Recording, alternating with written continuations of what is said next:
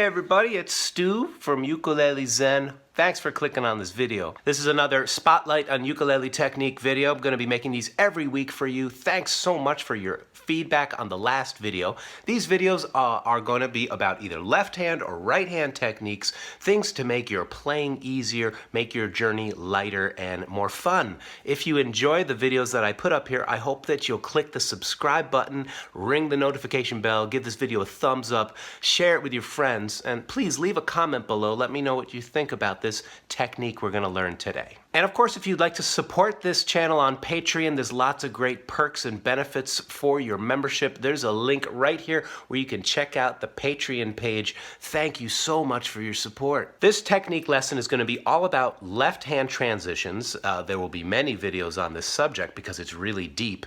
Today we'll be working with a chord change that involves a common finger. What happens when we have a finger in common between the two chords? Did you notice how my ring finger right there didn't move when I moved from G to G minor? Later this week, I'll be teaching you Harry Belafonte's Angelina, and there's a passage in it where the chords move from D to D7 to G minor, and then back home to D. So this is the part of the song that goes, I've been from San Jose up to Baffin Bay, and I've rode out many a storm, and she's Angelina, Angelina. We'll learn the rest of it this week. Did you notice how when I'm playing this chord progression, there is a melody on top that descends, walks down the high A string. D, D7, G, and here's the tricky one, getting these two to move while this one stays put. That can be tricky, so let me break it down for you now. Now, the first thing is to really be comfortable with each chord as an individual identity, and then we'll work on transitioning between them. Watch this process. I float my hand up and I find G major in a slow, connected way. Did you notice how all my fingers landed at the same time? Every time you take the hand away, sometimes taking it literally all the way away and relaxing it, every time you have to find it all over again, do it in a manner where your fingers are moving slowly and smoothly to their targets. This is very different than rushing ahead and then feeling kind of a traffic jam of information in your brain.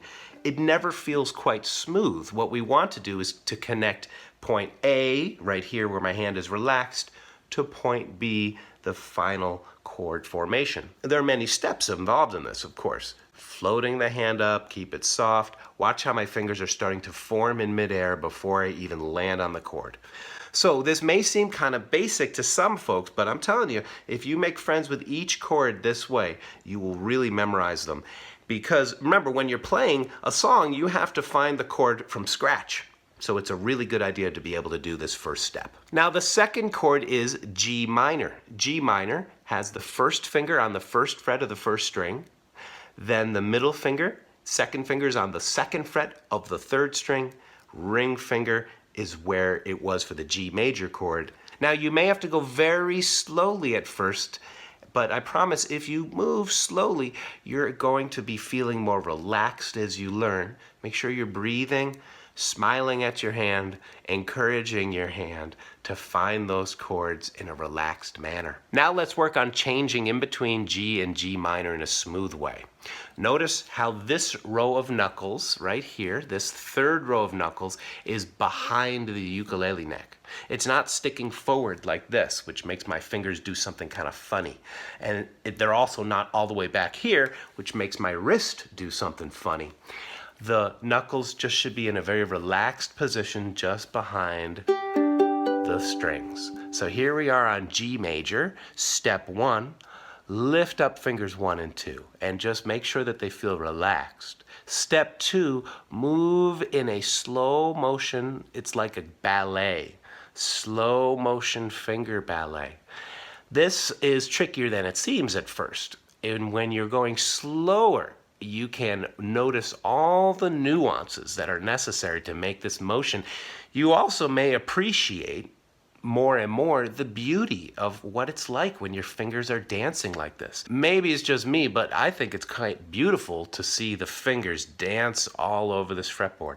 So you see, as I'm doing this, my third finger is staying put. And sometimes it's natural, you lift them up and you have to put one here and then the other one there. That's fine. But in time, work on both fingers moving independently of one another while this one stays down. One other detail is that this third finger, this ring finger, is staying down, but I'm not squeezing tightly. It's just touching very lightly. Lift, leap, land. Lift, leap, land. And smile at your hand. Appreciate the beauty of your little ballet dancers there. I mean, isn't that a cool sound? G major, lift, land, G minor. When you're ready, put it together with the entire chord progression, and later this week we'll jam out the whole song. Now let's put this in context. We're going to play D major. That's barring at the 2nd fret, pinkies at the 5th fret. Then D7, that's barred at the 2nd fret, 2nd finger at the 3rd fret. Watch what happens here. It's another finger trick, a guide finger. Can you see that? When I moved from D7 to G major, that middle finger slid down. So this video is really 2 topics in one. The guide finger, like that, and now the common finger. Whoa, man, it's mind-blowing. But I'm telling you, these little tricks will make it easier and easier. Then I go home to D major, and I like to play D major in this fingering. It's just what I prefer. D is played with the middle finger there at 2nd fret, and then I cover these 2 strings with just a little bit of a hinge bar. D, D7, G, G minor, D, A7, and D. This sounds a bit like the blues, doesn't it?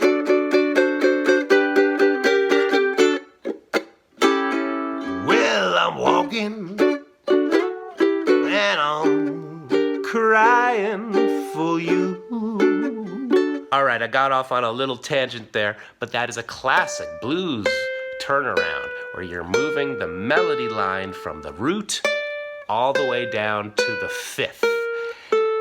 And in the song Angelina, this chord progression is used. So later this week, I will teach you the whole song. Thanks for watching.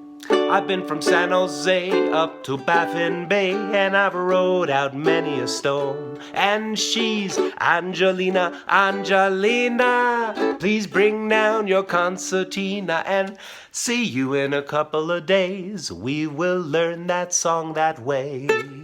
Hey, thanks so much for watching. If you dig this video, give it a thumbs up, leave a comment below. Please subscribe, click the notification bell. You know, all that stuff all us YouTubers keep asking you to do. If you'd like to support this channel on Patreon, please click the link below where you can learn all about the perks and the benefits waiting for you in exchange for your membership support. Thank you so much. Hope the ukulele and music is making your day wonderful today. I'll see you in a few days. Thanks so much.